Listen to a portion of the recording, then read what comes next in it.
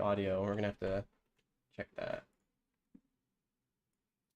Audio should be good. I'm not wearing headphones today though. It's just one of those days. Man, that looks shiny. Hang on. It has been a little while since we've done this. Let's turn down the exposure a little bit. That's gonna make it where you can see the green screen a little bit, and then we'll turn the light up on that.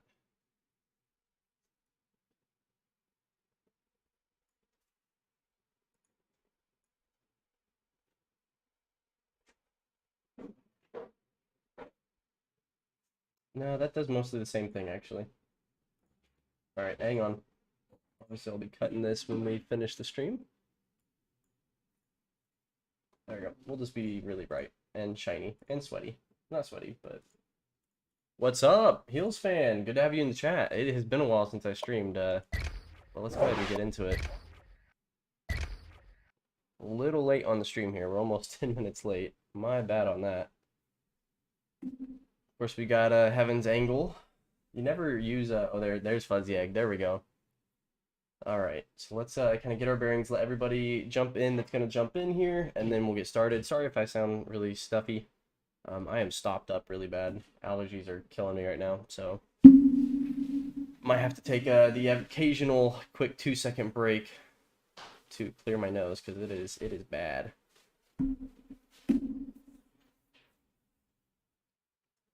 All right.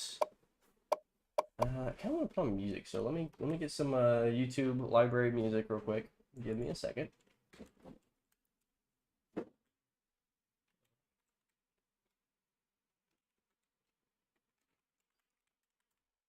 See what we can throw on here.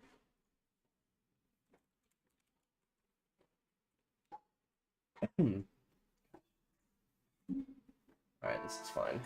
Let me know if it's too loud. I don't think that should be too loud. We'll keep it right about there, but obviously I have my headphones on, so I have no idea. Let's go ahead and jump into things, though. We're going to get started here. So when we last left off, if you've been watching, of course, unfortunately, the fourth quarter of the bowl game against California was a little tainted by some poor editing skills at the end. I accidentally spliced the audio from the first quarter back into the fourth quarter, so kind of ruined the commentary part of the game. But you got to see the end of the game at least, and I think it was a pretty good end of the game. We ended up outscoring them 38-31, and of course, if you look at the score log here, that mostly came in the third and fourth, right at the end. You can see they obviously got a score, but we got 3 of the final 4 touchdowns against California, and that was just a crazy game. That's definitely one of the craziest games I think I've played. Hey, thanks, man. I mean, they beat us pretty badly in first downs, but if you look at offense, well, they also beat us there. I mean, they outrushed us. They had that Heisman finalist running back, and we'll take a look at the Heisman and everything in a minute. But they outpassed us, out third down converted us. Like, I mean, it was just everything out turnover. Like, we had more turnovers. I think it's hard to find a reason we won outside of this guy right here. And probably the most pivotal part of this offseason will be, if he stays, Zach Schuster. I know he only dropped 115, but he had 3 touchdowns. He broke all sorts of records that we're going to see. And of course, we beat a high school recruit from Utah, Ronnie Washburn, in that game, who had a pretty good game as well. I thought he was decent.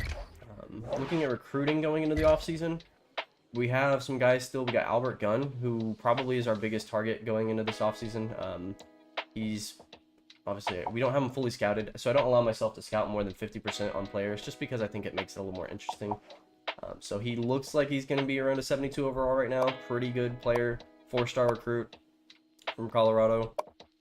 We've got a few guys. We're trying to recruit around the 4 corners to basically get pipelines in all those states. So, I mean, some of these guys are just depth players. We got a depth quarterback here, J.J. James, scrambler. I think he was 80 speed. I mean, that's not fantastic. He's not necessarily a scrambler. More just, I guess he would move out of the pocket. But we've already got a really solid recruiting class. We've got a 4-star recruit out of New Mexico that currently is touted as a 76 overall. Could be better than that. Of course, he could be worse, but either way, that's going to be really good. Really good guard coming in from New Mexico. A lot of really good New Mexico prospects this season, which obviously I didn't do that myself. And I can't remember who else from Utah. Adam Henry is from Utah, from one of my custom recruits. Gordon Lawson isn't. Brady obviously isn't. Zach Kemp, another New Mexico. Oh, he's 59. But still, you know, we've got guys. A JUCO receiver coming in. Some good depth.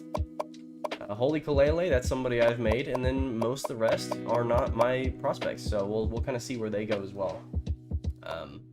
Currently, we sit at the 28th best recruiting class, so probably one of our best recruiting seasons. I think that actually might be our best recruiting season. Coach contracts, we'll look at the job security for Tyler Hunt. B-. He hit his target wins. It was 9 target wins. He hit 9. I think we could have had a better season, but frankly, hitting 9 is really impressive for the type of team he had for a lot of the year. Obviously, we'll look at all these bowl games as well, but we're kind of starting at a point where we end the season. Stats and records, obviously this will change when we simulate this final week, but just take a quick look at all this. And then we'll look at career stats and everything as well. So let's go ahead and sim this week, and we will see what happens on bowl games. I'm excited to see some of these.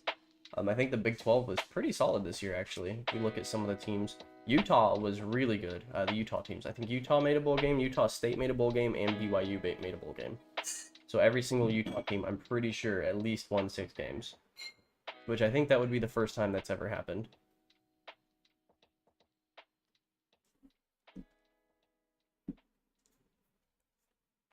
Alright.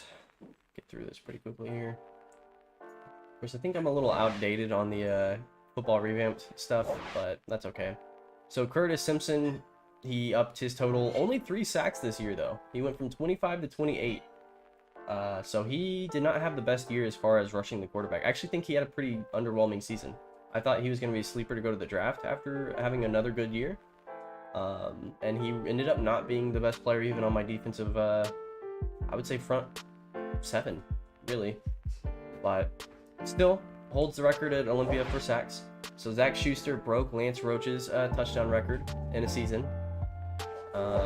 He broke the receiving yards record in a season with only 1,100. So, I mean, that's one that can easily be broken even again. But we hadn't even had a 1,000-yard receiver before him. Our tight end was the highest receiver we'd ever had. That was like year 2. Single season reception record. Also Lance Roach's. Beat it by 4. And that's it. Let's go ahead and take a look here at, let's look at the bowl games first. So first of all, let's do the winners as well. Heisman winner, Miguel Stanley. He will be added to the Hollister McIntyre Flyers franchise. We'll go ahead and throw him in. I think I've already added him. I can't remember exactly. Let's see here. Oh, thanks. Ernest Douglas. He was the one we played, of course, in our season finale game in the bowl game. And he absolutely destroyed us. If he'd have had that bowl game added onto his stats there, 181 yards, 2 touchdowns, I think he might have been able to win the Heisman. It was really close. Let's go All-Americans. So, first team, Northern Illinois quarterback. I mean, that reminds me of, what was the one guy they had back in the day in like the mid-2010s? I can't remember. So we can see here, a lot of players, none from Olympia just yet. Probably might be on the defensive side. Okay, so we got Rashad Hines. He is the Mike, and he won the best Mike. Robert Humphrey, outside linebacker. And then you can see I moved him around mid-season. Kind of interesting. James McIntosh won first team cornerback, and that's not surprising. I think he had the most interceptions in the league.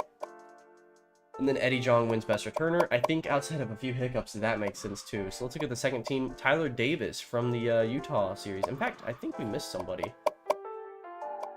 Yeah, Darius Carter, also from my custom recruits. He can play a bit more of a linebacker role. Sophomore, and he won first team All-American strong safety. So that guy, you have to expect he's going to be really good. TCU won almost all these awards. That's insane. Look at all these TCU players. Wow. All right. Second team, Tyler Davis. He was really good this year. I thought for a second there Indiana was going to go to the championship. He dropped 4,000 passing yards, 40 touchdowns to 5 interceptions. If he doesn't go pro this year, he will be like a top 10 quarterback pick. So that might shake things up. I know he's only an 83 overall, but awareness 99, throw accuracy 90. His arm is weak. I mean, that's it. But wow. Keep looking here. Lee Williams. He made second team all NCAA. How in the world did Lee Williams make this? What did he do? 59 tackles, 6 for loss. I mean, I'm not really sure I see where he made all NCAA, but okay. So no Curtis Simpson. That's big. Alex Hampton did at least make second team on cornerbacks. That's pretty good. I thought that was Jay Moore. So yeah. Freshman. Did we have any standout freshmen this year? I don't think so. I don't think we did. Oh, Lee Williams. That's right. He was a freshman, redshirt. So that doesn't surprise me he made the freshman. I don't see how he made the second team. Oh, Jay Moore. That's right. Jay Moore was a redshirt. Or redshirt freshman. So he really turned it on down the season. Jay Moore was great. He was fantastic. Really impressed with him. Let's go ahead and look at all Big 12.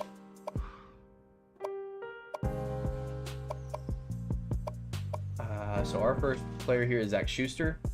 I think if we'd have given him more time and a better offense throughout the season, he would have been a first team all NCAA. But a lot of TCU players, wow. Hines, Humphrey, Mikal Mooney from BYU. There's a custom recruit. Senior season. He will be going to the draft, I believe. In fact, I think I've already put him in the draft. James McIntosh, obviously. Jay Moore, no surprise there. And then finally Sam Franklin.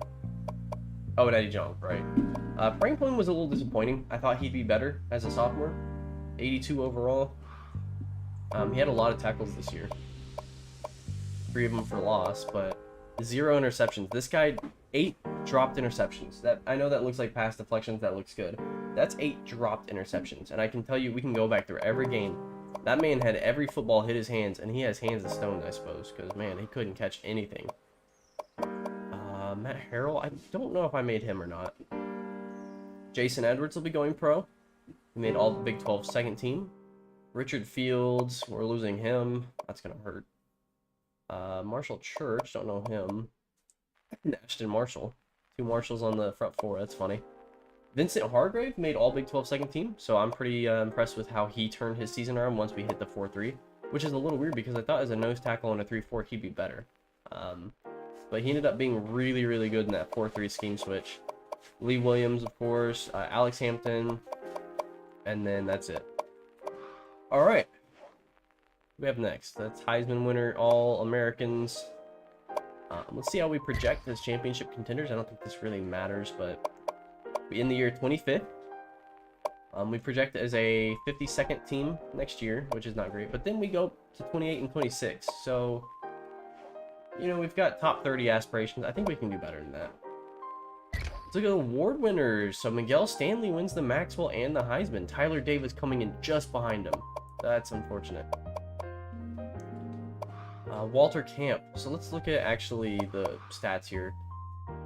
Miguel Stanley had 730 rushing yards and 39 touchdowns, but he only had 2,700 passing yards. How in the world did he beat Tyler Davis? It's got to be the rushing yards, because Davis had, I mean, he had more yards total, and he had only 3 more touchdowns, I guess. So it was close.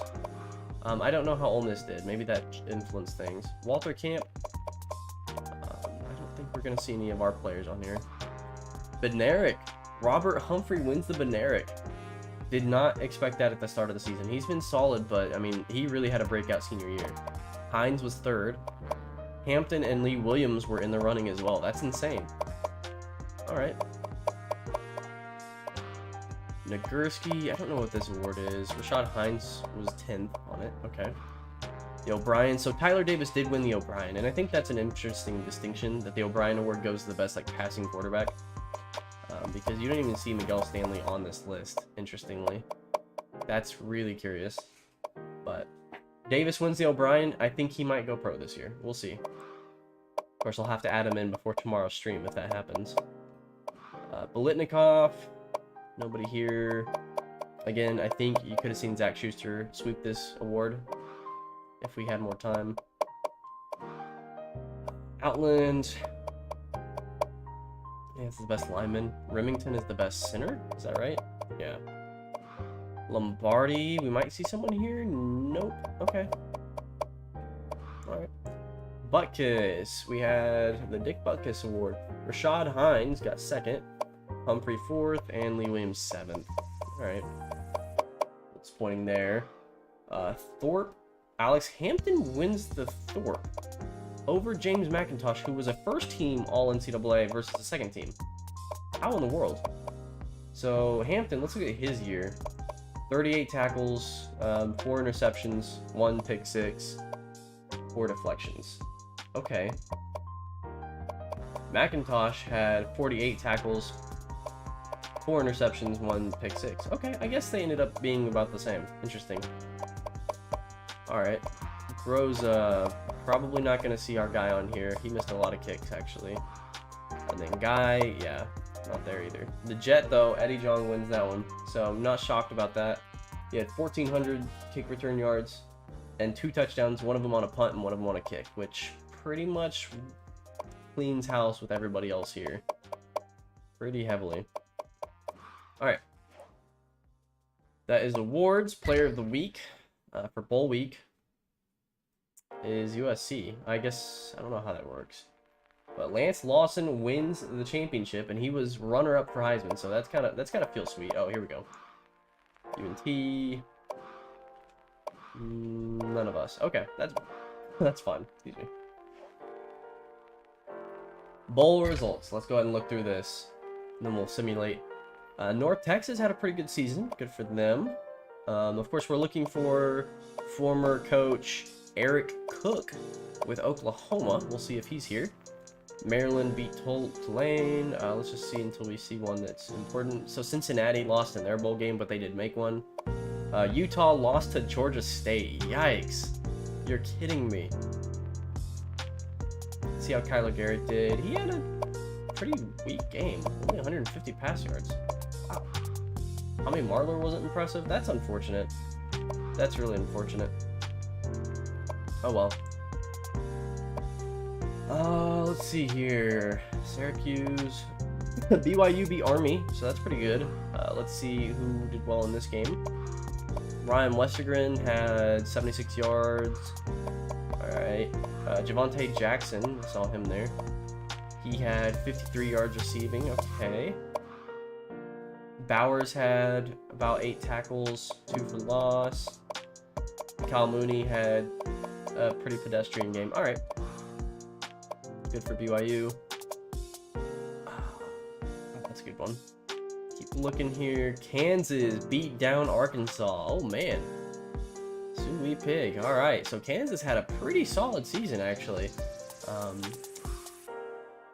They were definitely a tough outing. And wait, can I? Kansas had 3 different players pass. They passed for a total of 34 times, but only 10 completions for barely over 100 yards. What is going on with Kansas' pass game? And they won 42-21 or whatever? Oh, I see why. Yeah, Bird. That dude was unstoppable. Alright, let's keep going here. North Carolina. See if there's anything interesting about them. They still have Tanner Wetzel. Yeah, Wetzel had 5 tackles, so nothing crazy there. Of course, us. Fresno USF. Oklahoma dominated FAU. For some reason, I don't see any stats there. Weird. Yeah, OU had a really good game, although they had a pretty underwhelming season. I wonder if Coach Cook is on the hot seat. Would be interesting. Utah State beat Alabama. Okay. All right. Jason Burnett, pretty underwhelming game.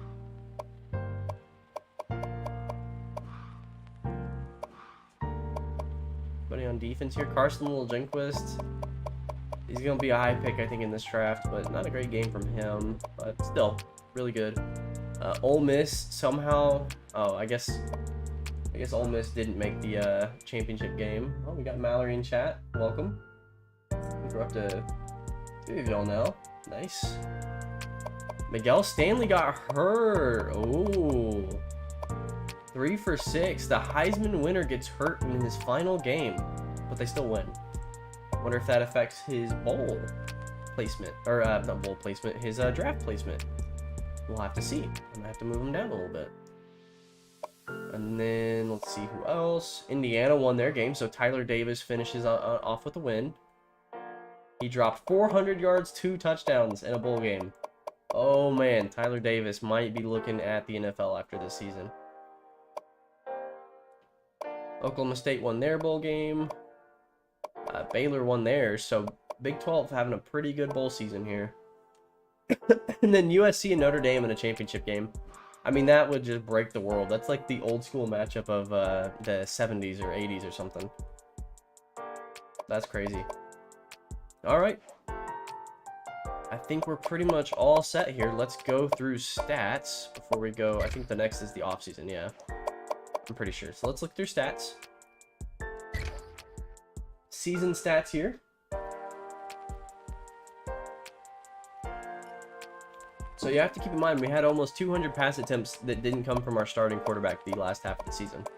That's because the first half of the season, between injuries and inconsistent play, we were having to figure out who could be the guy going forward. And it was a constant battle until Armstrong really solidified himself.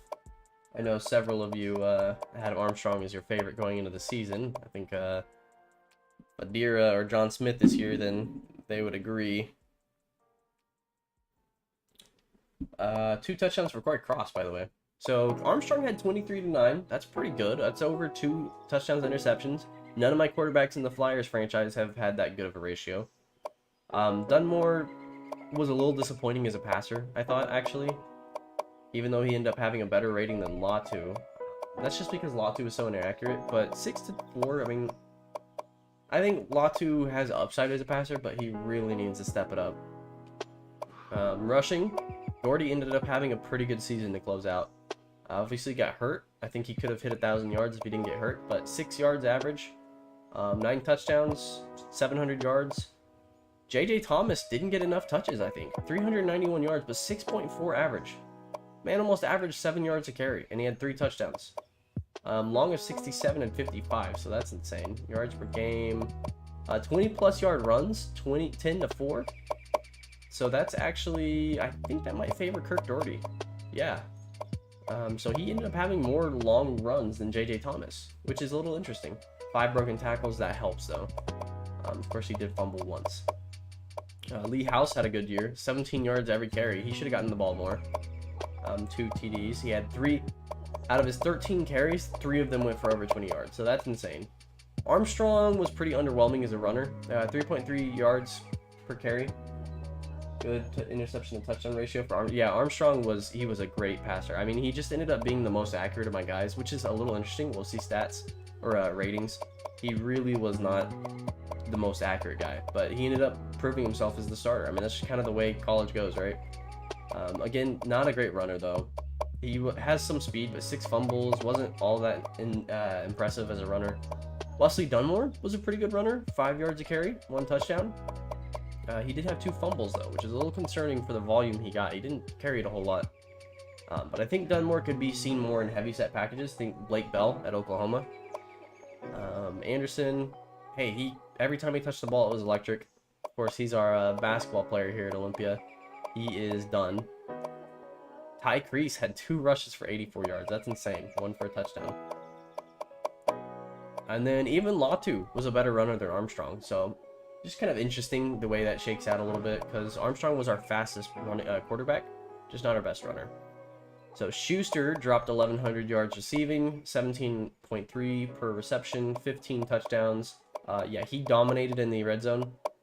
He also dominated down the field. I mean, he was just 71-yard reception, easily our longest. Yards per game, 85. Yards after catch, 500. which I thought might go to Lee House, but Lee House didn't have as many yards after catch as I would have thought. I mean, he had the most yards per after catch as well, like average. 4 drop passes, which isn't bad considering the volume he got. I thought Crease was really interesting. Crease was a bit of a burner down the field. His long is interestingly only 42, but and his yards after catch average isn't great either.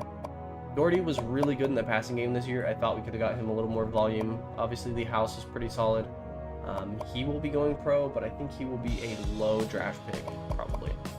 And then Corey Cross, I need to find a way to get him involved more because Corey Cross is 6'5", and I mean, the dude's huge. He was pretty solid, only 1 drop. He only got 17 catches. But he did pretty well on his catches. Like, his average isn't great, though.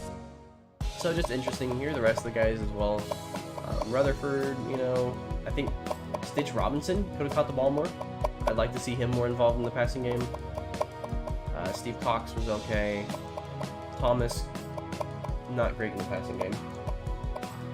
Blocking, Jason Edwards, 12 pancakes to 1 sack. He's going pro. We're losing him. That's done and gone. Obviously, he's a senior, but Stitch Robinson, 10 pancakes to 0 sacks given up. As a tight end, of course, that's not too surprising, but still, that was a phenomenal blocker. Bob Haliff, need to see him improve a little bit. Ryan Savoy didn't have a great year as our blindside blocker there. So hopefully we get better blindside blocking. Defensively, Robert Humphrey. Wow, 100 tackles. That's insane. 21 of them for loss, 4 sacks, which I think led the team. It did. It was tied for first. Let's look at... Excuse me. Stopped up here. Brutal. Simpson had the 2nd most tackles, so at least he did end up being solid. He just wasn't as dynamic as his first few years. Franklin, 3rd, which is never great to see a safety high on tackles, in my opinion. It means guys are getting too deep on plays. Tackles for loss, Simpson was up there, so he was really good in the backfield. He just didn't get a lot of sacks. I think we'll see him better along the 4-3, doing that kind of thing.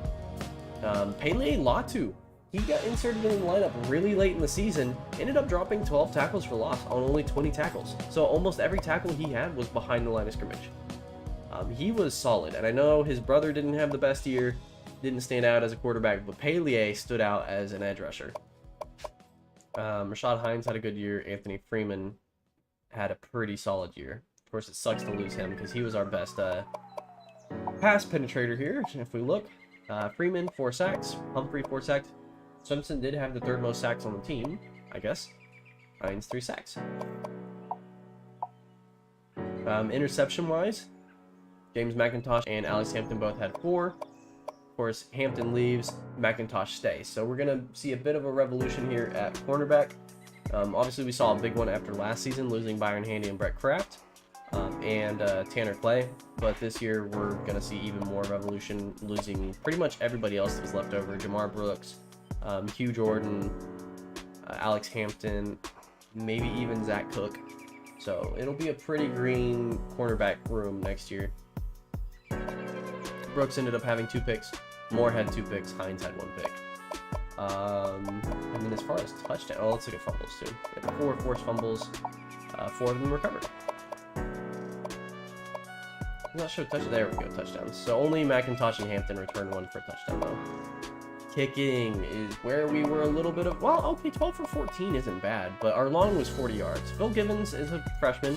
We couldn't really trust him to kick the ball super well. So that is what it is, but pretty solid. It says 99% on extra points. That's 56 for 56. That's 100, guys.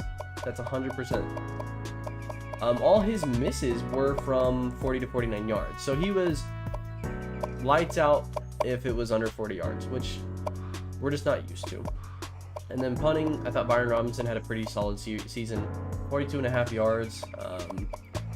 We had 3 of them down inside the 20. I think we could have gotten that up a little bit, but I thought he was decent.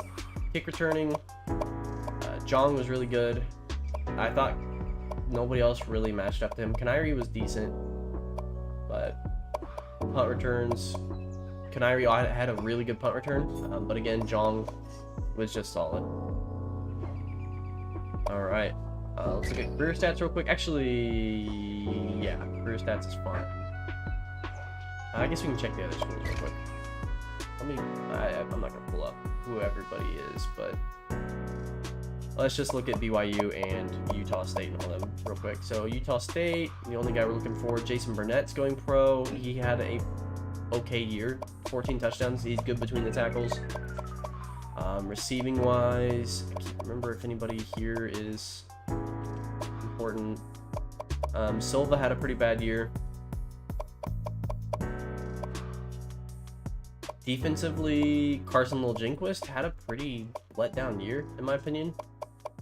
14 tackles for loss, 2.5 sacks, no interceptions though. And then, is that it? That might be it. Well, if I ever look back and check, at least I'll have seen everybody here, so I'll know.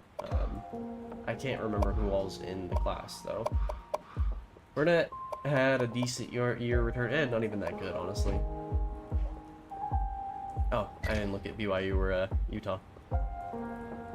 Like I said, been a while since we did the stream. Westergren had a really good year rushing. 5.5 yards a carry, 1,200 yards, 10 touchdowns. That's really good.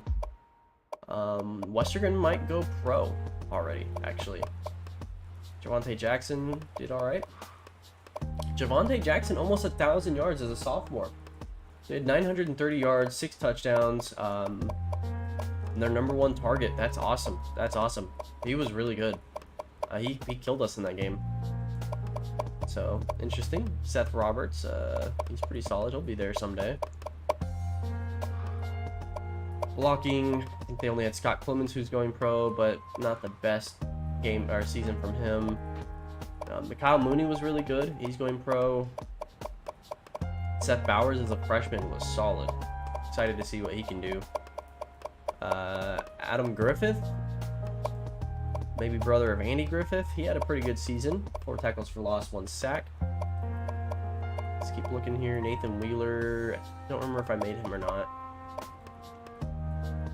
And I don't know if they had anybody kick. Okay. Finally, Utah.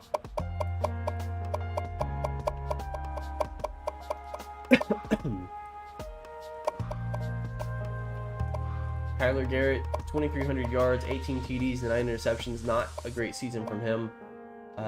We'll see if he goes pro, though, just based off of potential, I guess. Marler had an 1,100-yard rushing season with 12 touchdowns, so that's pretty good. Let's see who else here. I think that's it. Rayshawn Woolman had a pretty underwhelming season, 500 yards receiving. Tommy Marler was almost as good in the receiving game as him, which isn't surprising. I think Marler's going to be a really good receiver at the next level. Defensively, Darius Carter, almost 100 tackles. So he had almost as many tackles as our guy, which typically we have pretty inflated tackle numbers. 13 tackles for loss, 4.5 sacks, 2 interceptions. And a fumble recovery. He was good. Ted Cook was pretty good. Elijah Davis was pretty solid. Another guy that plays kind of that linebacker role. You can see they're a little heavier. Who else do they have? I think that's pretty much it. I can't remember if Smitty is somebody I made. Marler, not great in the return game. We had a little disappointing there. Career stats. Let's check up with career stats real quick. Nothing really quarterbacking wise that's impressive here or important. Doherty's going into a senior year, 2,300 yards rushing, 6-yard average, 23 touchdowns. Thomas, 1,000 yards, 6.5 a carry almost, 13 touchdowns. Kevin Tate, 300. Okay. Lee House ended his career with 2,300 yards receiving, 20 touchdowns. Doesn't scream a great career. You have to remember, we're pretty much a run-first team most seasons in this dynasty, so... And that's a quarterback run specifically. This is the first year where we haven't really focused on a quarterback running our offense that same way.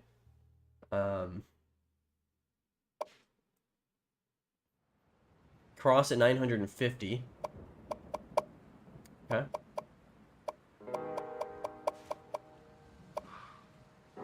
Blocking, Edwards ended his career with 23 pancakes and 9 sacks allowed. Bob Hayliff, 9-3. Cool. Timmy Van Wert. Let's look at defensively. Kevin Patterson ends his career with 123 tackles. That's insane. 47 of them for loss, 9 sacks. No interceptions. Humphrey, 237 tackles. Somehow he has less tackles than solo tackles. That makes no sense. 52 of them for loss, 7 sacks, and 3 interceptions. McIntosh, as a sophomore, is already the 3rd member on the team in tackles. That's, well, no, Curtis Simpson does. It's glitchy. You kind of have to sort by solos here. Simpson has 192, 83 tackles for loss, 28 sacks, and 2 interceptions. So right now, his resume is off his career and less off his last season. McIntosh with 5 interceptions. Alright. Jamar Brooks and his career. Hugh Jordan, Alex Hampton. And then this is where Hargrove and all the other guys are at. Bobby Banks ended his career. Who else? Lee House had 7 tackles. Wow, that's insane. Alright. And then kicking is going to be the same. Or no, is, yeah. Punting, Brian Robinson ended up with 2,500 yards punted, 40.5 average. 500 of those yards were gained back. 8 punts inside the 20. He'll be going pro, of course. And then John currently sits at 2,000 yards returning. Of course, Schuster in his freshman season was the returner. We only didn't do that this season because we needed him so much on offense. He had 4 touchdowns in his season, 1,400 yards returning. That's going to be hard to top.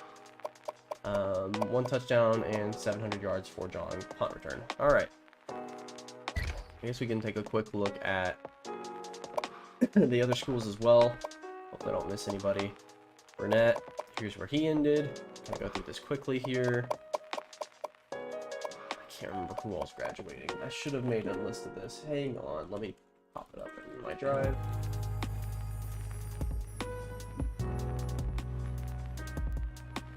I'm hoping I feel a little better for tomorrow's stream because it will be a little bit longer, but Season 2? Is that the type of players that are going here? Yeah, Season 2 has some guys.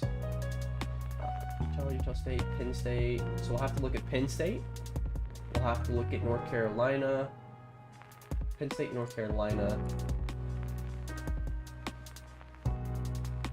So let's do that real quick. Penn State. Of course, that's going to be Baron Gajkowski.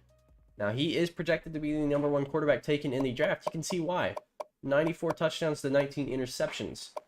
Almost 9,000 yards. Like, that is a crazy career. Let's look at North Carolina.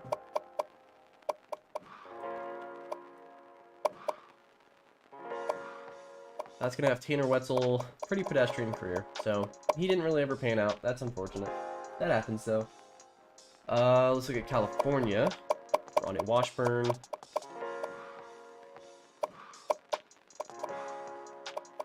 He's got almost 8,300 yards in his career, 79 touchdowns to 31 interceptions. All right.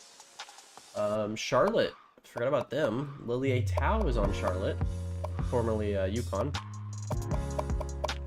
And Lily A. Tao is still a junior, but not an impressive career so far. Okay. Have we looked at Utah yet? We looked at Utah State. Let's look at BYU real quick, and then Utah, and then we'll go ahead and finish this out and start getting into our offseason, really. Ryan Westergren already having a pretty crazy career, 2,400 yards in 2 seasons. Javonte Jackson's already having a pretty solid career, too, 1,500 yards in 2 seasons. Scott Clemens, 26 to 25. And then McCall Mooney has had himself a decent career. Seth Bowers quickly approaching as well. Take a look at Utah. Garrett currently at 2,400 yards and 19-9. I'm pretty sure this was the only season he played. Marler had 2,500 yards, 24 touchdowns. to end his career. Rayshawn Woolman sitting at only 1,000 yards as a junior, so his career hasn't really panned out quite so much. Eric Little down here, pretty good. Elijah Davis had a pretty solid career, 138 tackles, 14 sacks as a strong safety. That's pretty awesome. He's really more of a money backer type. I think that's going to be something that translates well at the next level. Tiny Ted Cook, 95 tackles, 14 sacks, so pretty good career so far for him. Okay. And then, who else do we have here? UCF. Let's check them out real quick. We got a tight end out of UCF. There he is. Davide Flake. He has 630 yards, 5 touchdowns. Okay. A little pedestrian. Minnesota, that's right. Tank the Tank Sherman. Let's check him out real quick.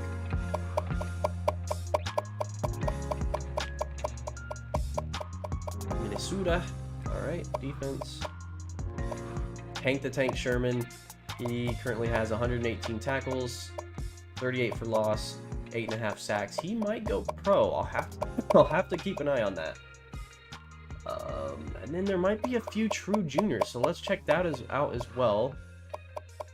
What's his name? Nick Larson. Yeah, he's a true junior. Not a crazy career so far.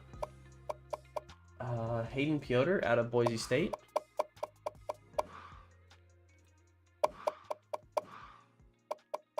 He's a sophomore. He probably doesn't go pro yet. Darius Carter we looked at. Monte Jackson, Tyler Davis. Let's take a look at him. And then Grant Fogelson out of Virginia. So let's look at him, and then we'll look at Tyler Davis. And that should be it for potential pro prospects. So he's a true junior, but not a great season for him, or a great career for him yet either. Let's take a look at Indiana. Because there's a good chance Tyler Davis goes pro here.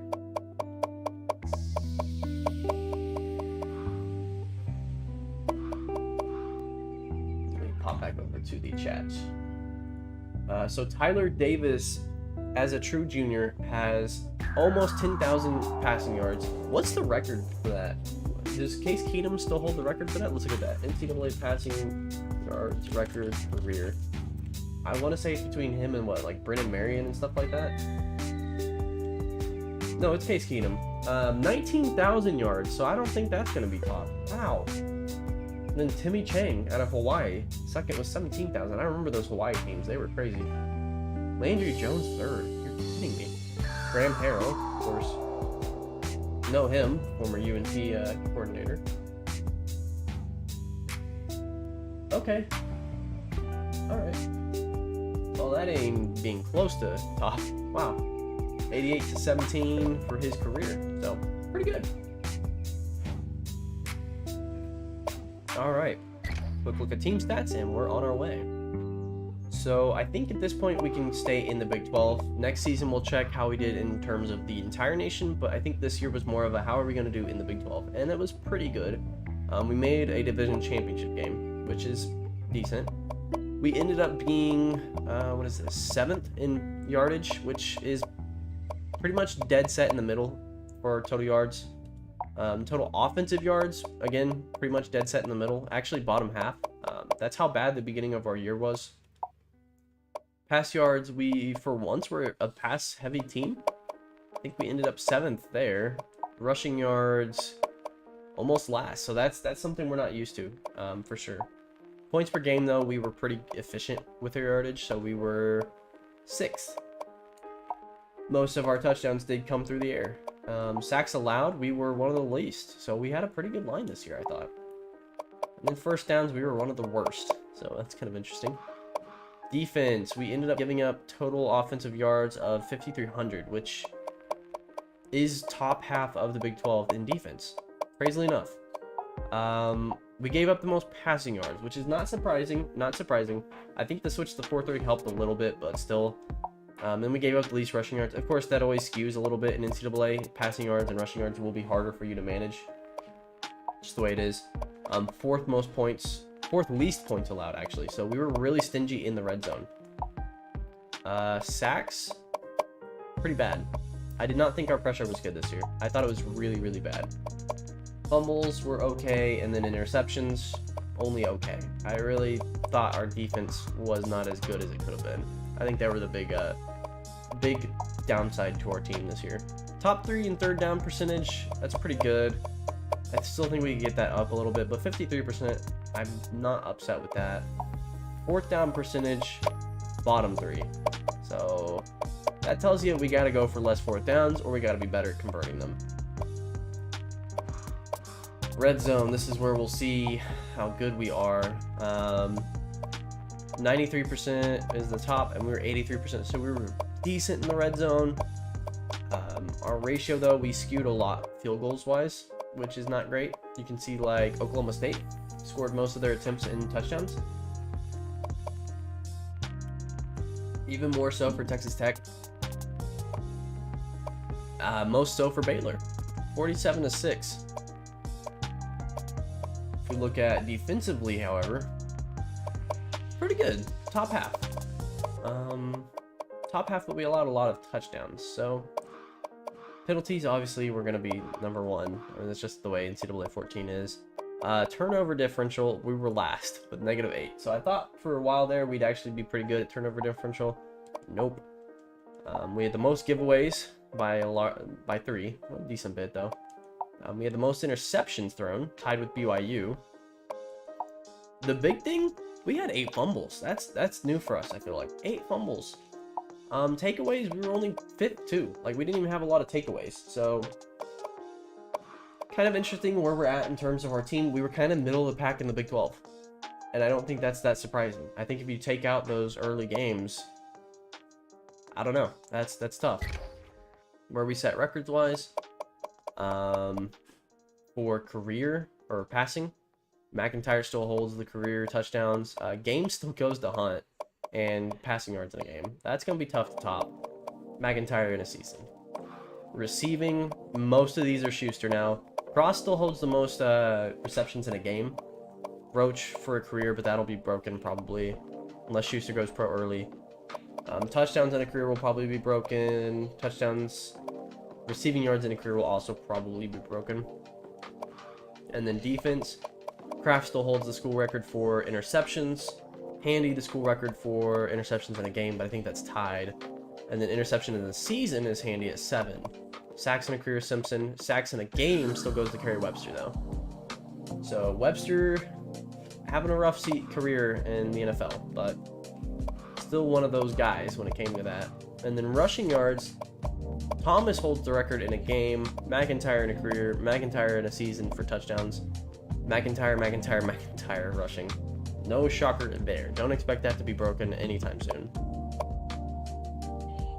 So I think we're all squared up here. Let's go ahead and sim the week. Go ahead and get on with the stream a little bit. How long have we been streaming here? How do I check that? It's right about at an hour. Okay. So Hunt hit his contract. First year, 9-4, 2-1 against our rivals because we lost to BYU, I believe, for the first time ever, I think. Top 25, 2-2. So I think he had a pretty good season. 1-0 in bowl games. Yeah, and I think that was pretty good. Just kind of curious on the coach carousel. What's going to happen here?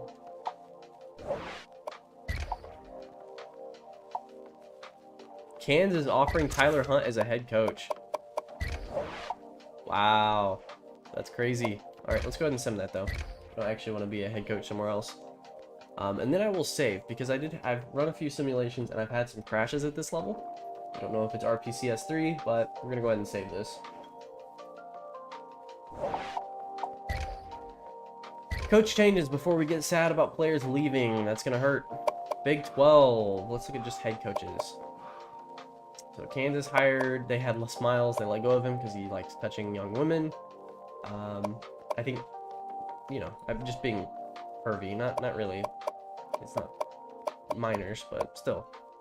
Graham Harrell, speak of the devil. Graham Harrell replaces Gary Patterson, who retires as the head coach at TCU.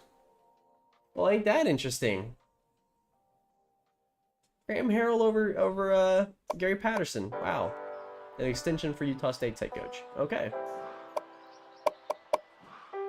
Let's look in the SEC here. Nothing from our boy Eric Cook. Okay. Oh, let's check Louisville. What are they in? The American?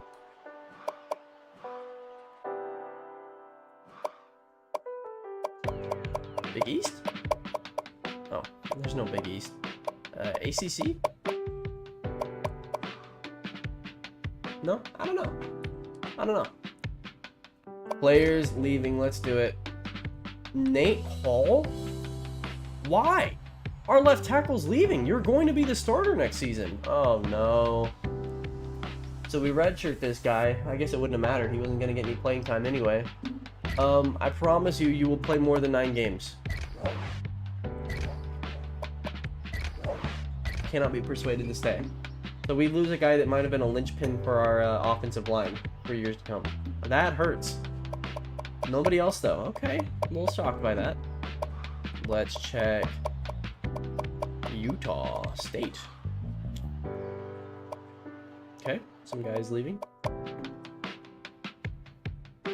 Alright. No surprises here.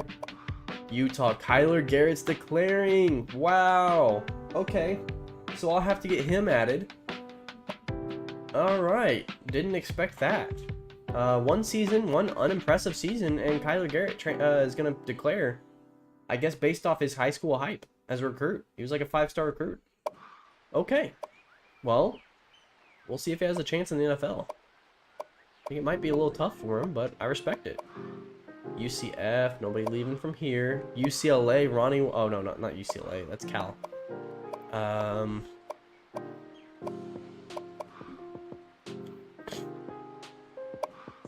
Alright, I gotta go blow my nose 1 sec.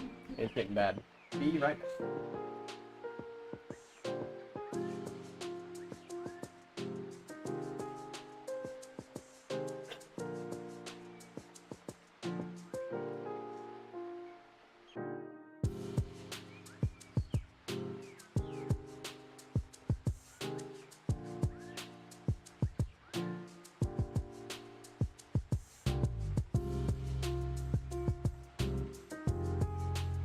Allergies. Brutal. Alright. I think Ricky James already graduated. Let's see here. Stanford, Syracuse. Trying to remember where everybody went. Pitt.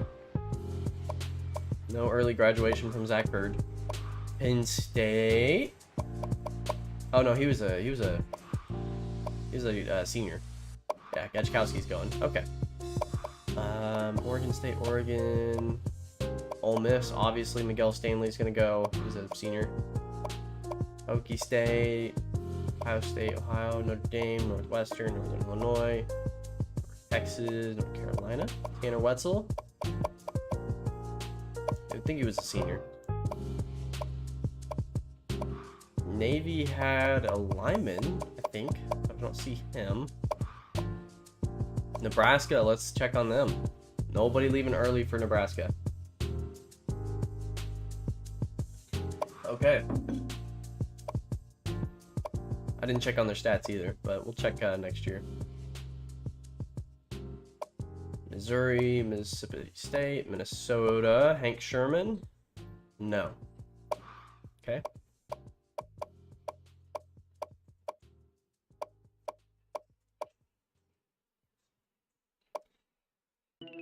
LSU, Kentucky, Kent State, Kansas State, Ohio State, Indiana. No. Davis stays for another year, so he will be one of the top quarterbacks in next year's draft. You can expect that for sure.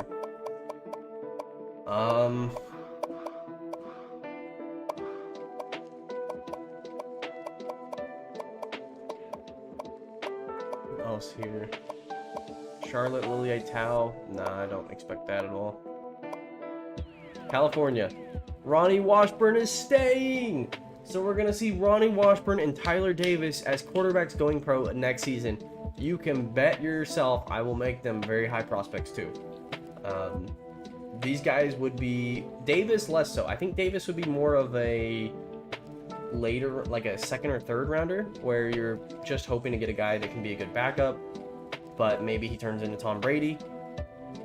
Sorry, my brain is killing me. Let's take it off. Washburn at 6'6". Yeah, he's gonna be a highly touted prospect. Ernest Douglas going pro though. No shocker there.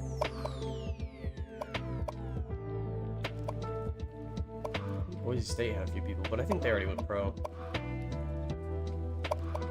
BYU. Nobody leaving early here. All right. Nick Larson, no. Okay. So we leave one transfer. That's unfortunate. We can't really do a whole lot about that. Nobody has declared early from this team yet. Let's get on into transfer requests. All right. Go ahead and save at each level. Draft results, I don't really care about that. I make the draft results. Transfer request, nobody wants to come here. Nobody wants to come play here. All right. Recruiting. This is where metal meets the grindstone a little bit. We have a big recruiting battle. These are the guys. Ready for a visit? Well, too late for that. In battle, no scholarships. Team needs none. So what that tells me is we're gonna go ahead and put all our points into Albert Gunn. Let's put like 9,000. I'm gonna put just enough to leapfrog other teams in case they don't put any points at all. I don't expect this to work necessarily. We have 10 scholarships left. Okay, we got enough. Like this guy, we'll give him a scholarship. We're down 20. We'll put in 30. That is literally, actually, we're gonna put in 25. We're not even gonna put in 30. Got the lead on Kevin White. Not gonna touch him. Got the lead on Stephen Grimes. I'll offer him a scholarship. Marty Marshall will offer him a scholarship. It'll be 165. Josh Jones, we'll give him a scholarship, and then we'll say 100. I don't care to get all these guys. And then JJ James will give 345. I'm not going to be upset if I don't get him. And the rest of the points are going to go into Albert Gunn. That's it. At 9,100 points, I don't see any way we lose this. If we lose this, it's probably not going to be by 800 points anyway. So I don't think we'll have a chance to win them in any case. 28th recruiting class. Let's go ahead and get into this. Simple. I think Gunn would be great.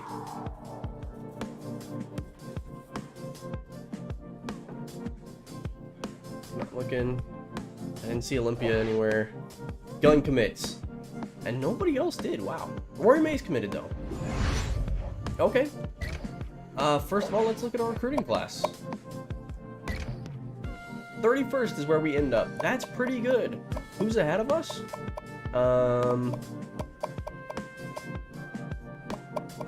Nobody, as a matter of fact. Anybody from the Big 12 even? Anybody here? TCU. Okay. TCU is the only Big 12 team even ahead of us, let alone Utah team. If you look at the Utah teams, Utah State's here at 39. Utah State at 39. Oh boy, Utah, what's going on with you? No. Did I miss him? Surely I missed him here.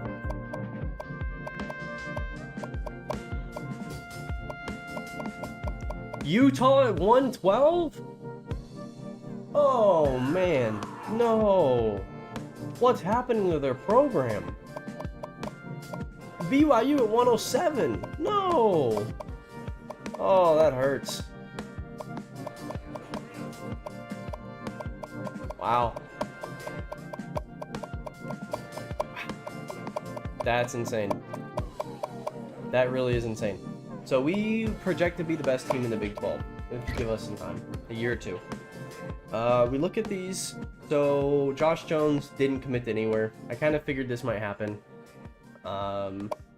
Kevin White ended up, they put their points into him instead. That's hilarious. Guys, you missed out on the right defensive tackle. Rory Mays committed. And you just took the extra 5 points. WSP. I'm not sure, am I missing what WSP means? But welcome, Fire Dimes. We just finished up our recruiting here. And missed out on some guys, but that's okay. New Mexico clearly committed to JJ James as their guy. We got Albert Gunn. He's the big one. Big gun going forward. So that's what we'll call him. Pipeline states, if we look at that, Utah, Arizona, and now Colorado brought in as a pipeline state. New Mexico projected 3. So New Mexico is getting there towards being a pipeline state. We've got 3 of the 4 corners though. That's pretty good. That's exciting. Quick look at the Spark 100. Oh, what's up? I didn't know that. I am not hip apparently. What is up with you? Thanks for dropping by. We're kind of doing our off season. I don't know if you've watched any of the Olympia Dynasty here, but going through the off season, we got the number 31 guy in the class. That's pretty awesome. Just kind of checking out everything. Let's look by state so we can see which of our players went where. Utah. Oh, this is uncommitted. You want any? I guess I only want what's committed really, but let's see. I have to pull up who I actually made this year. It's been so long that I don't even remember.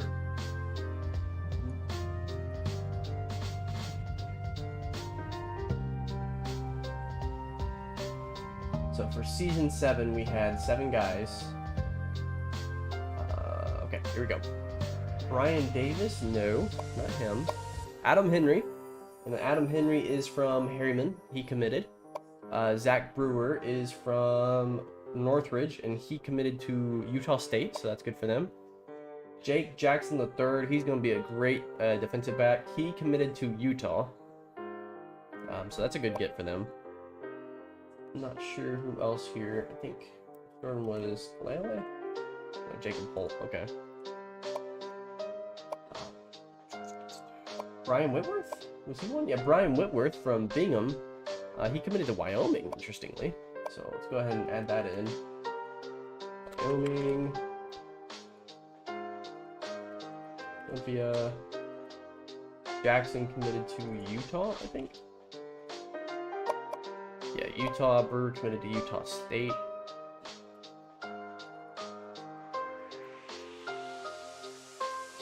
So that leaves Kalele, Harvey Edwards, and Jacob Holt. Let's check them out. Jacob Holt committed to BYU. Nice. And then Edwards and Kalele. Kalele we know committed to us, so it's actually just Edwards. So Harvey Edwards committed to UNLV. Now Harvey Edwards may look bad, but I think he's actually going to be pretty good. So UNLV and Olympia. Alright. Music in the background is goated. I don't even have headphones on. I kind of just put on a random copyright-free stream for music in the background, just because it's been a little while since I streamed. I don't have my playlist set up. I actually lost Spotify access, or premium, but I'll have to take your word for it. I wish I could hear it, but I hope the audio levels are good too. And if I sound stopped up, as we've discussed several times on the stream, I am currently undergoing some pretty bad allergies, so it is what it is. But not bad recruiting. That was a good year of recruiting. Sets us up pretty well for the future. Let's get into position changes. Go ahead and save. Alright, this is where we kind of make some important decisions about our guys. So Latu, all these guys, you know, they're good. Who is Bill Chambers? From Arkansas past Texas? Who are you?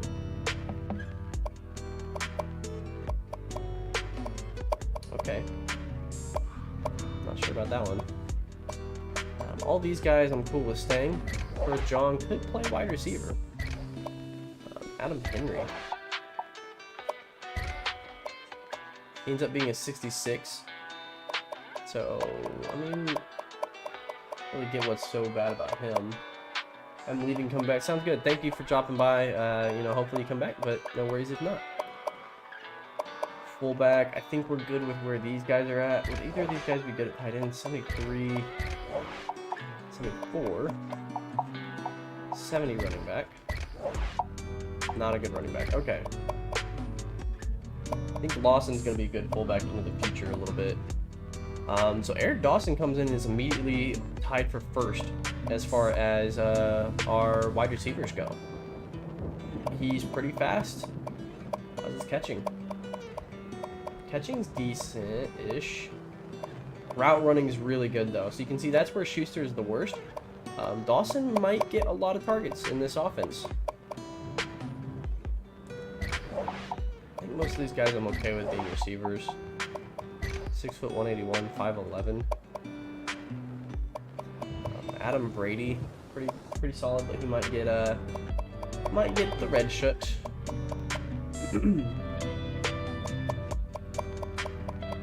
Yeah, I don't. Maybe Davis, probably not. Tight end is where we're a little weak. Ed Ingram, how's your pass pro? Pass block 79.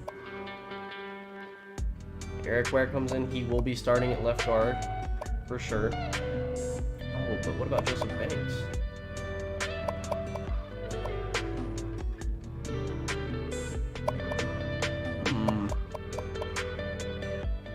Courtney Sullivan at 6'6". That's his pass blocking. Not fantastic. All right. Kevin Smith will stay here. Actually, we'll put him at left guard. At center, Timmy Van Wert will get the start. Charles Berg, I think he would be more of a left tackle. Let's see what his pass blocking is compared to his run blocking. Yeah, he's definitely a tackle. We need him at right or left.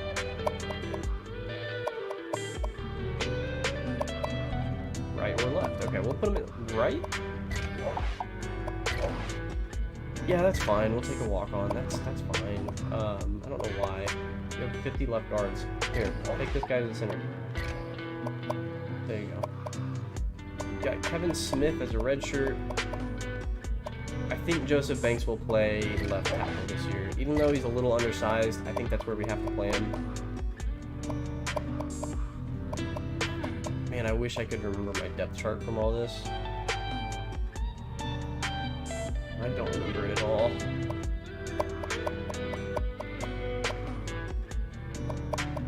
Athlete? Fast? Okay carrying. Catching's pretty good. Route running's pretty good. Good thrower, actually. Is it a quarterback or a wide receiver? Well, we've got guys that are going to make juniors, so if we make him a quarterback, he could be the starter soon.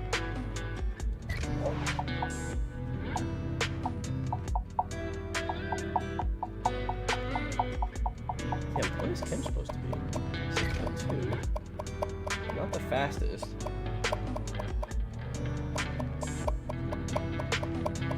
What's his impact block? Kim's a tight end. There we go. We got another tight end. That's awesome. So Chris Mason, is he the future quarterback? Richfield, Utah? We'll see. We're gonna put him at quarterback for a year. Let him get a year of development. See how he does as a redshirt. In practice. I guess not in practice, but practice with him beforehand and then after as well. We didn't get a punter, so we're gonna have a walk-on punter. That hurts. Wow. All right.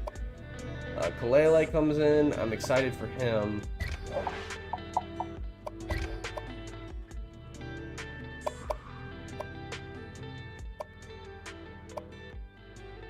Got some really good safeties here. McIntosh, Pratt, Walker is really good. That's exciting. Devin McKinney. So let's see as far as safeties go. Do any of these guys have the speed and the... Basically, I'm looking for man coverage here. Man and zone. No. Maybe Ethan Jennings could play corner. Not on your life. Wow. Okay. Alright, so we don't really have an option at cornerback. That's a bit disappointing. Yeah. Everybody would take a pretty big step back going to corner. Alright. That's fine. This is where I wish I remembered what guys were supposed to go where. Simpson. You know what? That's fine. I can do this on my own time. I think I can edit these later. So we'll keep everybody where they're at. Tackle, I'm fine with pretty much where everybody's at there. I don't think any of these guys would be on the front four. No. Okay. I'm good with that. Basically, the biggest decision here is Chris Mason as a quarterback. I'm not ruling out him starting as a freshman. I'm not doing it. I'm not going to rule him out. So him as a quarterback. We've got Dunmore, and then this Bill Chambers. Is he anywhere else compatible? No. All right, that's fine. We'll cut some of these guys anyway. Let's advance. I think he can always play wide receiver after year one. If I don't think he's made enough of a jump up, I think we can do that. Let's go position by position here. Latu takes a 5-point increase along with Armstrong. Dunmore's left in the backfield a little bit. That's unfortunate for him. Armstrong didn't get faster though, so theoretically Dunmore is the better runner by far. But Latu +5 awareness, he's at 81. Let's keep looking here. Break tackle, elusiveness.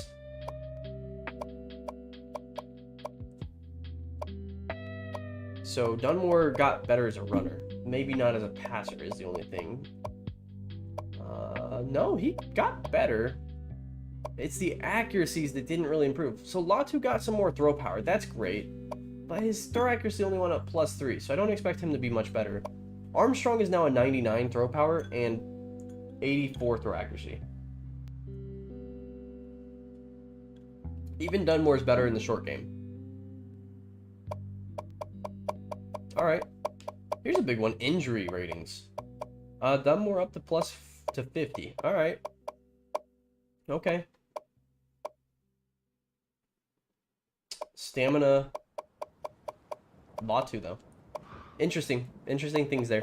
Doherty went up +6. Oh man, he's primed for a big senior season. I think he can go to the draft. His speed got a little more. +3 acceleration, that's good. Awareness went up. Strength went up. Agility went up. Break tackle +6. Elusiveness +3. That's pretty good. Ball carrying vision. Catching went up. Carrying went up a lot, so he's pretty secure with the ball. That's fantastic. Thomas went up +5. That's respectable. 97 speed now. If we don't get Thomas some edge runs, I think we're messing up here. 97 speed, 96 acceleration. His break tackling went up quite a bit. Elusiveness went up to 95. That's really good. What about juke move? Juke move's an 88. All right. Carrying's a little better. And catching and all that got +1, which looks like it's pretty consistent across the board. Jong only +4. Why is that? Well, his acceleration only went up 2.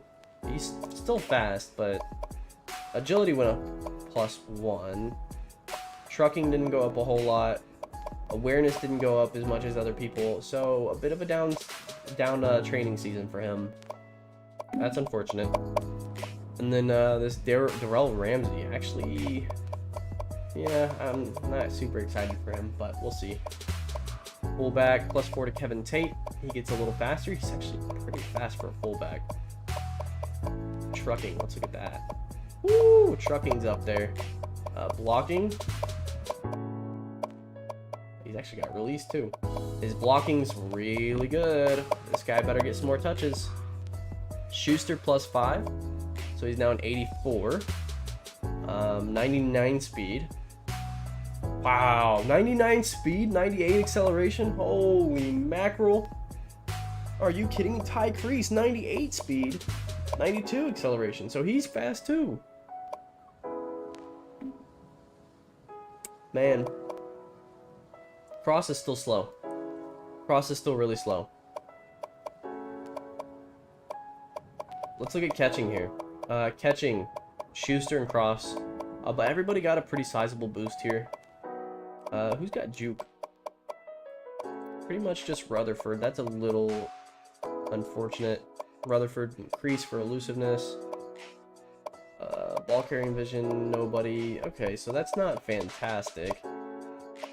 Spec catch, Rutherford way up. Alright. Catching traffic. Alright, we're getting some big boosts there. Route running, a little disappointing. Rutherford's 99, so he might need to be the #1 slot this year. Over Crease. That's going to be a battle. Cross, 83 is second. +4 for Schuster, that's pretty good. Jumping didn't go up for him. That's a little disappointing. That's the one area I thought really would be nice. But, my goodness. Alright. Tight ends +4 to Stitch Robinson, so he's now an 84. +5 to Steve Cox. That's great. That's great. Cox is pretty fast. It's a great vertical threat. Stitch Robinson got a little bit better. See, catching, they're about the same as far as catching. Catching traffic goes to Stitch a little bit. Blocking. Run blocking got a lot better, is a lot better for Stitch than Steve Cox. And that's kind of where the sad part is there. When it changed, are you from Utah because of this in your Madden series? No, I'm not. That's the sad part. I'm not even from Utah.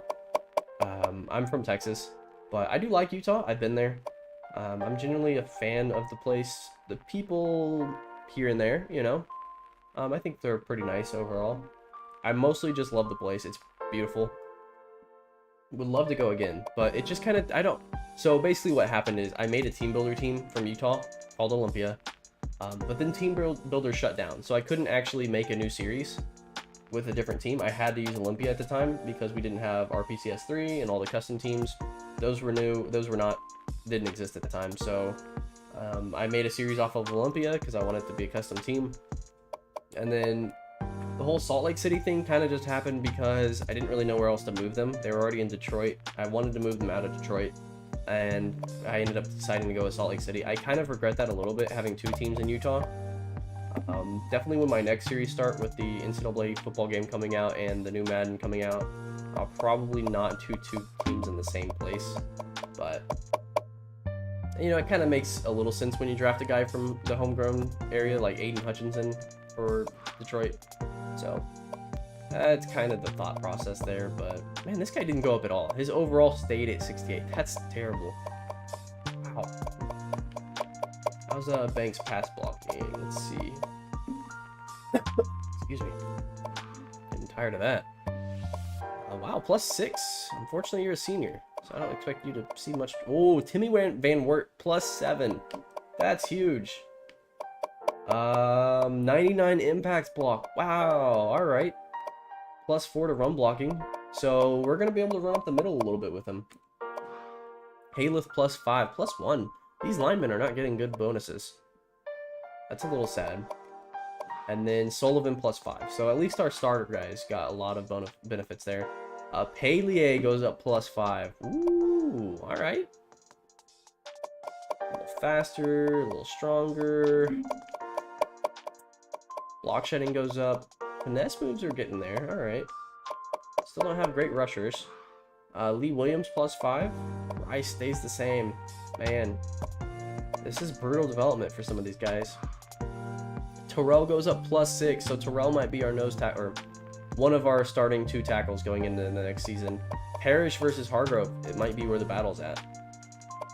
A little interesting there. Let's check block shedding. Strength first. So Parrish is the strongest. Terrell's actually not that strong. Finesse moves go to Hargrove though. Power moves go to Dick Parrish. Okay, Dick Parrish is he's gonna be starting for sure. Block shedding 99, yeah. These ratings are insane. Hit power 99. The battles between Terrell and Hargrove for sure. You even got Reginald Ross here. He's pretty solid. Outside linebacker Simpson up +4. I mean, you know, that's not bad. That's not bad. Just expect a little more. Mike Lee Williams goes up +5, Rashad Hines up +5. So these guys are going to be having a battle. Don't forget Danny Goins, who's played well at times. Right outside linebacker, Justin Jackson probably has that job locked up. +4. Cornerback +5 for McIntosh. This guy also I thought could go pro. Didn't. I might have to cut them after this season, him and Schuster, because of how good they are. We'll see. Like, cut them and make them go pro. I think our cornerback situation is okay. I think it's not going to be great, but I think it's okay. Free safety +5 for Jay Moore. +4 for Canary. A little disappointing from these guys. +4 for Franklin. Okay. Matt Owens +5. I'm excited for him. I think if he keeps developing well, he's going to be really good in a year or two. Gibbons up +5. Let's check his power. Not great. That's okay. That's alright. We don't have a punter. Players. Excuse me. This is the hard part here. How many more do we have? Oh, we're undersized actually. Wow, perfect. We are under the amount of players we have. We don't have to cut anybody. And I don't plan to.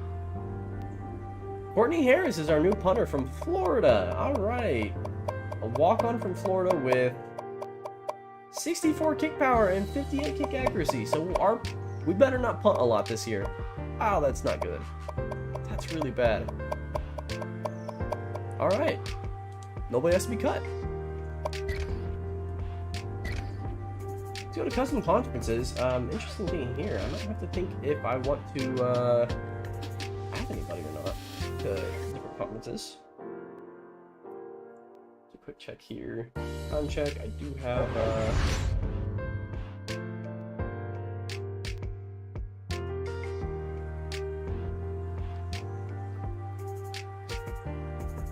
one notifications. Wow. All right. Let's do coach trees first.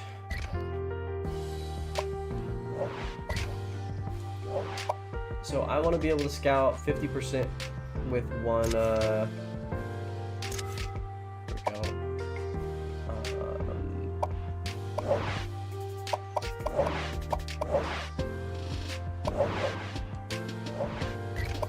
Let's reset Timothy Clay. I forgot Timothy Clay and Chris Brad. I forgot they were in our dynasty here as coaches.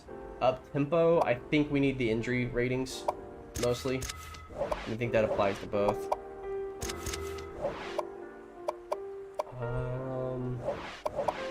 These aren't particularly useful. These things would be good if I could get there, but let's just go recruiting.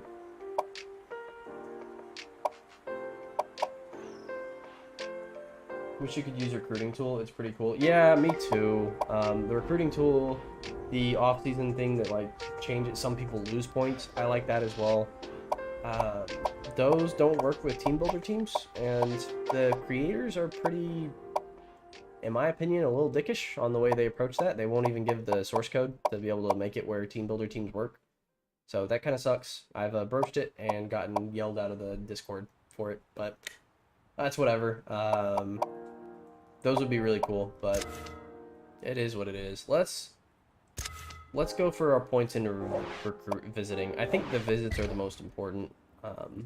I don't think we typically have a lot of players on the draft board or the recruit board. Custom conferences. All right. Big 12. I think we're pretty good here. ACC is pretty solid. American USF's pretty good. All right. Who's starting the season ranked out of the Big 12? Just us. 25. Okay. I did see Indiana's number 4 going into this year. That's pretty cool. Conference USA is pretty much a non-conference at this point in my dynasty. Army and Navy and Air Force, I have independents because it doesn't make sense for one of them to be in a conference and the other one's not, in my opinion. Notre Dame is independent. We just have to live with that. They're not going Big 10.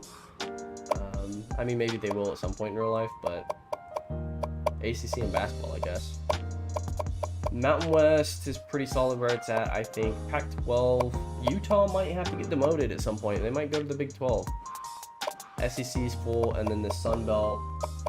Yeah, they can be. They can be a little stuck up sometimes. It is what it is. It's not a huge deal. I kind of just Like, alright, whatever. I'll do my own thing then, you know. The guys that make the playbook mods, those guys are cool. Really like them. Worked a lot with them to make, like, the custom playbook I use. Of course, I'm rewriting it right now, so that'll kind of stave off the season start a little bit. I gotta redo my entire playbook, just because there's a lot of stuff in it that doesn't really work super well, and stuff that I'm not a big fan of. I can show that in practice in a minute. I'm not gonna do any of this stuff. I'm not gonna redshirt anybody just yet. Depth chart? That's an interesting question. I don't think I'm gonna have an answer for that yet either. Custom schedules? Taking on Montana. I'm not gonna do that. So it's gonna be BYU again in the season. I guess that doesn't change. Ole Miss. Oh wait, we aren't actually top 25. Never mind. Do we want to take on the former Heisman winners team? Well, I guess he's not there anymore. That's an interesting thought. Did we take on Indiana last year? I don't think we did we? I kind of want to take on Indiana, and I know that's going to be a pretty steep task to ask of my team. But can you imagine how fun that would be? Number 16 in the nation, at Indiana, taking on Tyler Davis in his senior season. You got to give yourself some tough ones to start the year. Utah definitely has to be on the schedule. Let's throw them in.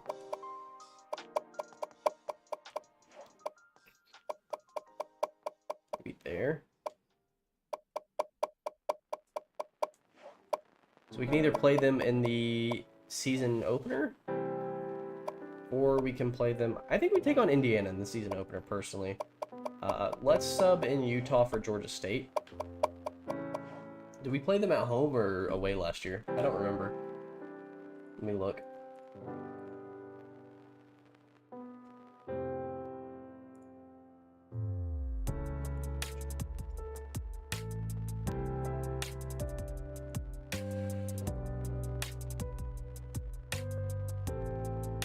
I think Utah was at home.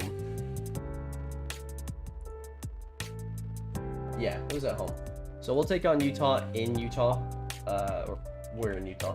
We'll take on Utah at Salt Lake this year.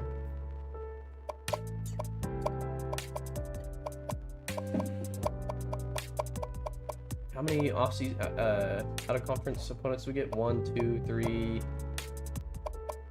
4. Who else? Could take on California in a rematch. I don't think that's a good idea. I don't want to stack the schedule that. I mean, you know, I like having good teams. B- maybe it could be a B or B+, but I don't really want to be that stacked. Oklahoma? We could take on former coach Eric Cook's team. That could be interesting. Notre Dame, I'm not going to take them on.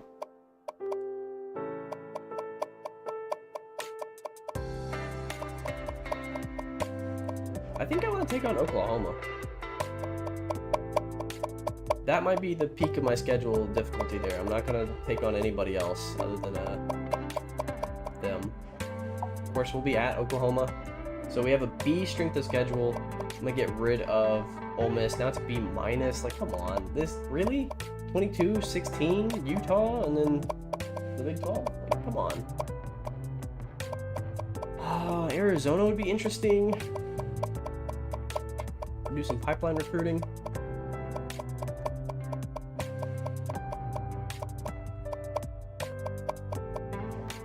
North Texas doesn't move the bar at all. All right.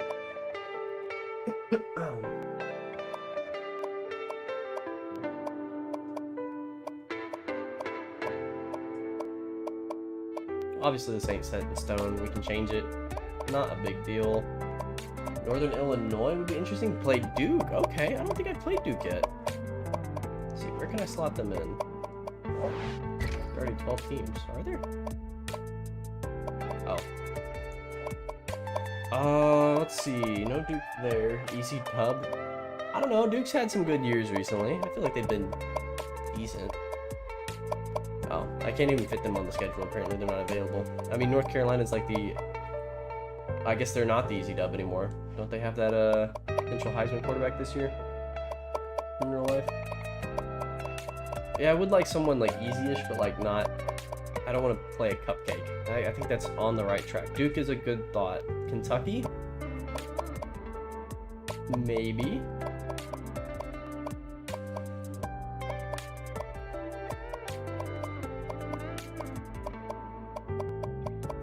Louisville? I played them a few times though. Nevada. I don't want to take on Nebraska again. As much as I'd love to play against the Matt Fitzpatrick and the running back, Dre Morris, I think I'll pass on playing them a third year in a row. San Diego State, a little Mountain West throwback maybe. That could be fun. Keep it regional. Let's put them in for now. Kind of glitched here. It does that every once in a while. You have to like add them in again. There we go. So what's our at and away look like? Home, 2-2, 3-2, 3-3, 4-3, 4-4, 4-5, 4-6, 4-7. So now it would be 5 to. They do Drake May go Heels? Yeah, of course you would know. Heels fan. It was a stupid comment there. Yeah, y'all are gonna be pretty solid, I think. I really do think I'm not sure I completely buy into the Caleb Williams hype. So Drake May looks really good. I wouldn't be shocked. No, I would be shocked if Caleb Williams isn't the #1 pick in the draft. But I would be shocked if Drake May isn't the immediate number QB, or not even QB taken. Obviously, he's expected to go second, I think. But like the #2 pick. It depends on who's picking, obviously, if they need a quarterback or not. But and he might be better than Caleb Williams in my opinion. But who knows? It's too early to tell on all that. Either way, they're both going to be good. I could take on North Carolina again. I think, have we beaten them in every single game I've played in this dynasty? I think we have. I'm pretty sure, because I've seen you comment a few times on those games. They just haven't been great. Are they ranked this year? 18, okay. I think we'll stick with this though. I might change it, we'll see. But I like that schedule. It's tough, but not too tough. Let's just do some quick practicing. I might do a separate stream for practice, specifically with some of these players. But let's do a quick one. I want to see the new quarterback that we got, that we changed, the athlete that we changed to a quarterback. I want to see what he plays like. I probably should have saved before I launched this. So, no, the playbook should still be the same. Yeah, I think we're good. So let's get him in there. Depth chart. Sub in Latu for Chris Mason. Kind of excited for that. I think everybody else is fine. Schuster and then Dawson, maybe? Let's just run with that as default. Let's see here. Run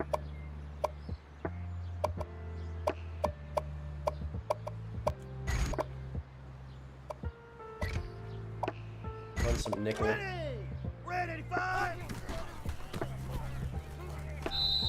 Tackle from behind there. So a little QB wrap action. See, oh, he's fast. He's fast. He might be our fastest quarterback since Darius. Let's check real quick. I actually don't know. Speed is 89, acceleration 85. So might not be a better runner day one than Wesley Dunmore. That's okay. Nice little 7-yarder there. Probably close to turning the stream off just because I do have some things to attend to today. But like I said, we might be doing a practice stream soon. The season will be starting after I complete the playbook and after I've finished everything up for the Hollister-McIntyre franchise as well, which that stream is happening tomorrow. So we'll see a lot of the guys that left and are going pro out of this stream. We'll see how they do tomorrow. Oh my gosh, look at that pass though. Woo! Okay. I gave SDSU Dynasty right now. Oh, I have. Any tips for doing what you do? Yeah, I mean, I could kind of walk through the process. Are you, first, I think the most important first thing is, are you planning on doing content with it? because I think that does change things a little bit. I would do things a little different if I wasn't making content, but for the most part, not really. I mean, they would stay that. Ooh, that was a bad pass. Nice. That worked.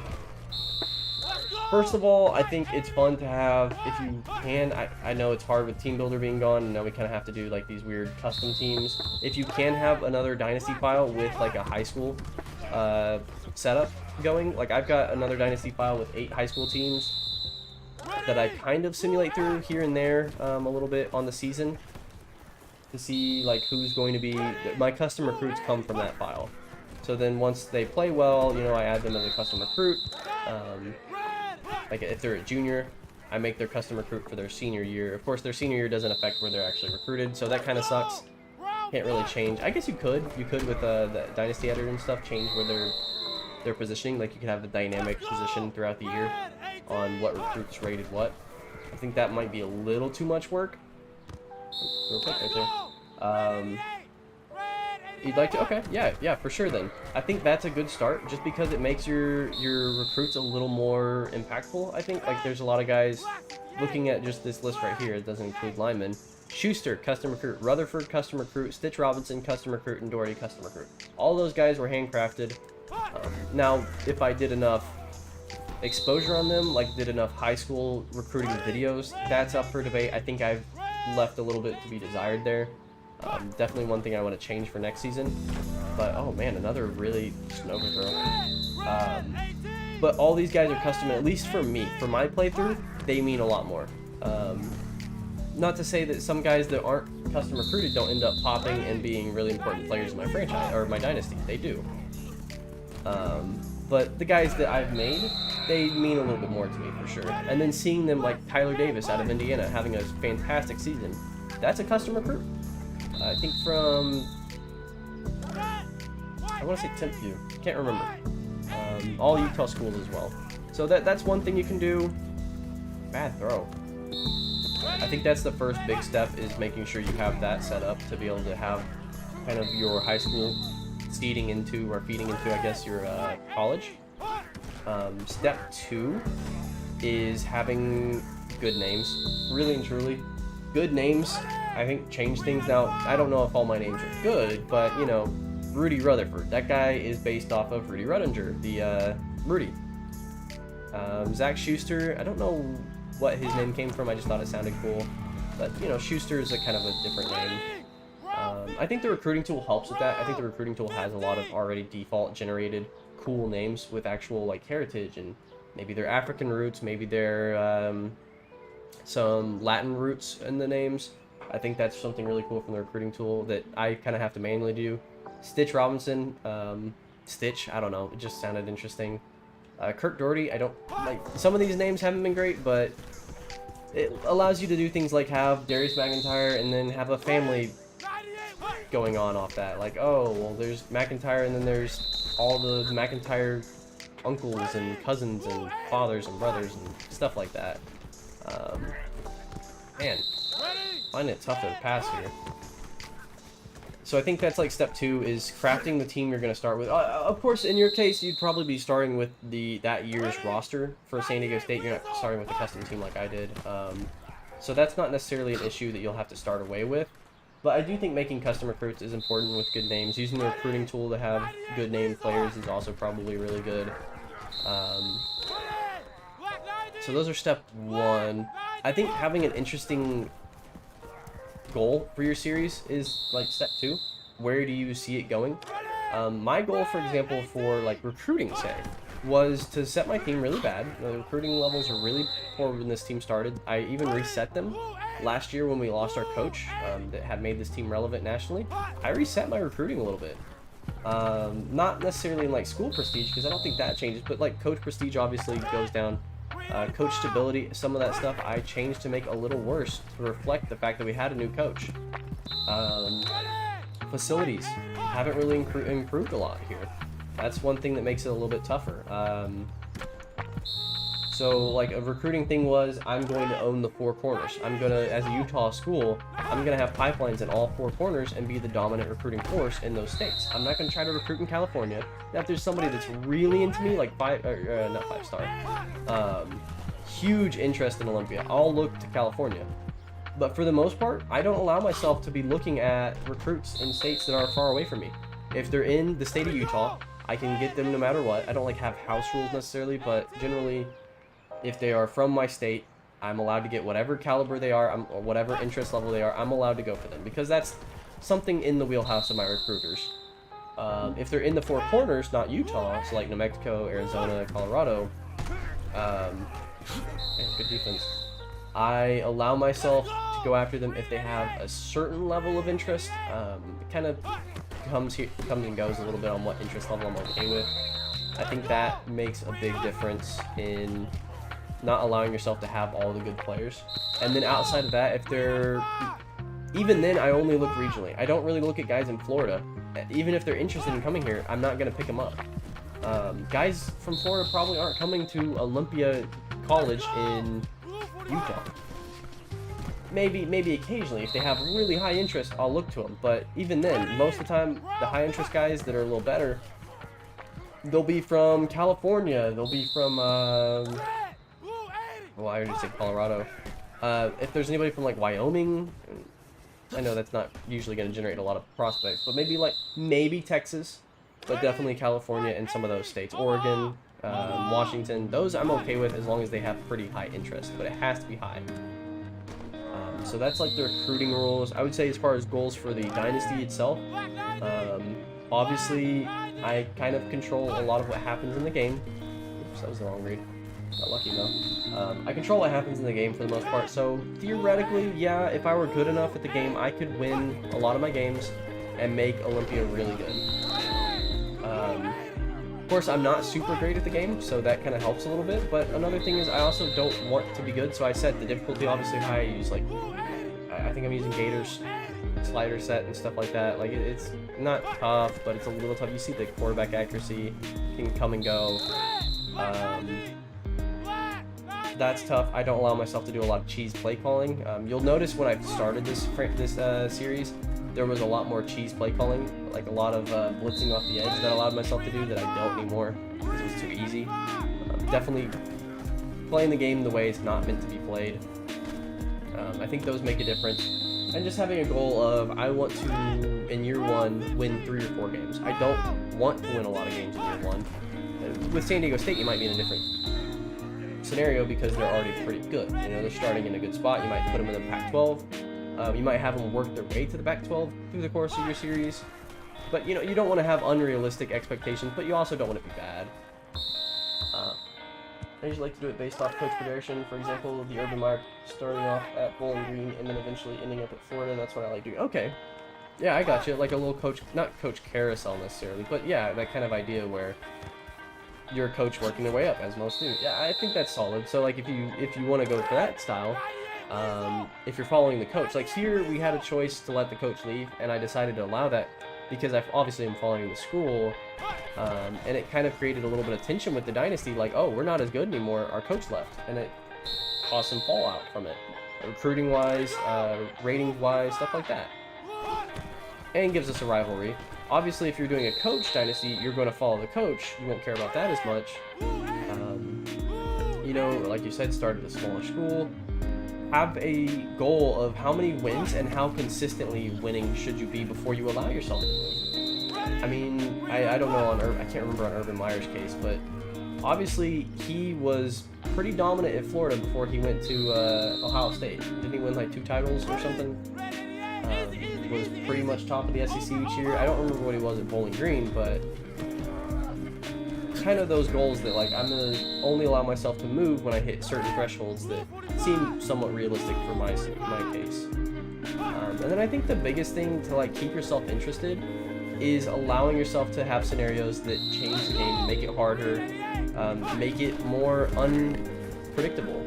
So for example, there's been a few times where I've had guys sit out.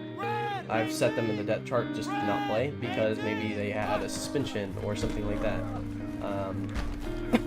And I'm obviously writing the story for that as it goes, so I can be fair to myself, I can be unfair to myself. I generally try not to let myself have the advantages though. One great one, my favorite storyline from this series was Atari Mason, quarterback in Season 2, and then I think changed to wide receiver in season 4. Has a great junior season, not great junior season. He has a junior season as a wide receiver where he is somewhat impactful. He makes plays here and there. Obviously, he's a little frustrated. He wants to be a quarterback. That was what he wanted to be really bad. So senior year, he's available for 3 games, and then the new transfer rules, after 3 games, he can transfer, even though he's a senior. So 3 games in, I legitimately go into the Dynasty editor and move him, and this was not an easy task to do. Mid-season, I move him to Utah State. He's now officially on the Utah State roster, and I think I redshirted him again. Like, I forced, even though he's already a redshirt, or yeah, he was already a redshirt. I forced him to be a redshirt again, so it worked out. So that means senior year, not only is he now on Utah State as a quarterback, a good quarterback that ended up being a fun game to play against him. He's also got 3 extra games. He's got 3 more games than any other player I think has played in this series, and probably will play, because I moved him over. That's an interesting storyline that keeps things fresh. I mean, outside of that, just having fun with it really is the biggest thing. If you are enjoying it, I make the content because I enjoy the storylines I come up with. If I wasn't enjoying the storylines, I wouldn't be making the content, that's for sure. I wouldn't even really be playing the game. The game's only fun if it's dynamic and has room for crazy things to happen. Nice catch. I mean, there's probably a lot more information I could try to give, and there's obviously better people at this than me. People who have been doing this for longer. I think Mr. Hurricane's a great example of a guy who keeps his series fresh, keeps it fun. Like, what was his current Titans franchise? I mean, they're not even good. Like, they've been bad for, what, year 2 he was really good, and then year 3 and 4 not good. Like, that's fun. You don't usually have slumps in football series later on. Usually once you get your guys, you start being pretty good year in and year out. And I think he does a pretty good job at keeping that fresh. Another thing I do is I try to track on spreadsheets on the side. I keep a track of, like, the recruits I'm making, where they're going to school. I wish I could track their stats. I don't do that a whole lot. I should. But I also track, like, for my stream tomorrow, I have a spreadsheet that's who am I going to trade. Like, I go out of my way to go above and beyond and do an excessive amount of work for who am I going to trade for, who am I going to release, who is on my draft board. I don't use the draft board in the game anymore in Madden. I have my own custom draft board. Putting hours into stuff that really doesn't matter ends up giving you a lot more meaningful gameplay, because you're like, I worked hard to be in this position. I think probably worked too much for something that I didn't need to do. That's a touchdown. Nice. And now it's going to pay off because I'm going to have a fun offseason. Off of my own work, off my own scouting. Just things like that really, I think, make the game more enjoyable. So, hopefully that helps a little bit. Again, there's a lot better creators for that. But, and, you know, we've had a good year of growth on this channel. But as you can see, things are still a little grassroots, still here and there on viewership. That's okay. I don't worry about it. I'm just having fun making my game. Hopefully eventually people see that and they realize, you know, they see the effort and they think it's a good amount of effort. Maybe it needs to be more, but I think that's kind of the approach you take. So that is about all the advice I can give. I think with that, I'm probably going to call it quits here. I'm going to quit out and save, but I think we're right about at 2 hours on the stream. We got some good stuff done. The NCAA streams are never quite as eventful as the Madden streams. Obviously, that's just the way it goes. We don't have quite as much to do in college just yet, but thank you everybody for watching, for tuning in. I will see you all later. Have a good one. We'll see you tomorrow at noon.